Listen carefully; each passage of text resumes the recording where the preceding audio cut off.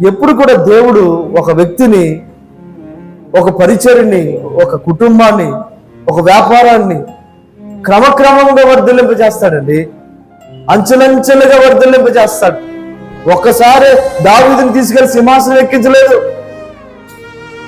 దావీదు జీవితంలో ఎన్నో ఒడిదుడుకులు, ఎన్నో ఆటుపోటులు, ఎన్నో ఎత్తు పల్లాలను చూశాడు.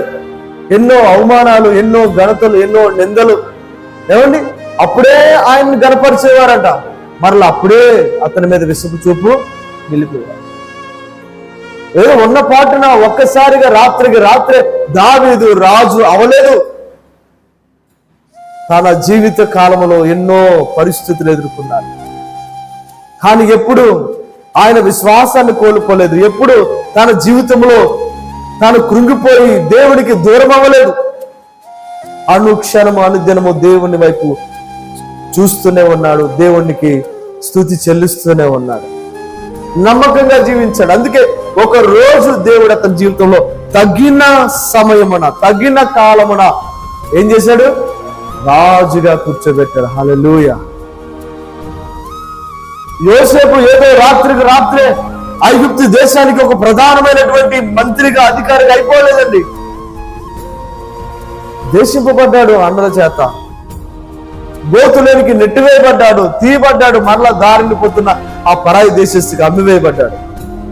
దేశంలోకి వెళ్ళి అక్కడైనా సుఖంగా ఉన్నాడంటే అక్కడ ఎంత మంచిగా జీవించినా, ఎంత పరిశుద్ధంగా జీవించినా, ఎంత ఖచ్చితంగా జీవించినా, ఎంత విశ్వాసంగా జీవించినా, ఎంత ప్రార్థనాపరుడిగా జీవించినా చెయ్యని నేరం అతని మీద మోపబడుతూ ఉన్నాయి. చెరసాలలోనికి వెళ్ళేటువంటి పరిస్థితులు వచ్చినాయి. కానీ ఎన్ని ఒడిదుడుకులో, ఎన్ని అవంతరాలు, ఎన్ని కష్టాల్లో, ఎన్ని శ్రమలో, కానీ విశ్వాసాన్ని కోల్పోలేదు. దేవుడు నాకు తోడున్నాడు అని సంతోషాన్ని ఆయన విడిచిపెట్టలేదు. తగిన కాలం వచ్చింది యోసేపు జీవితంలో. ఆ తగిన కాలంలో దేవుడు ఏం చేశాడంట? ఆ దేశం మీద ఒక గొప్ప అధికారిగా చేశాడు. ఈరోజు నువ్వు గమనించాలి, నీ ఆధ్యాత్మికమైన జీవితంలో, నీ వ్యక్తిగత జీవితంలో, ఈ లోకములో దేవుని కోసం కనిపెట్టుకోండి. దేవుని కోసం ఎదురు చూడండి.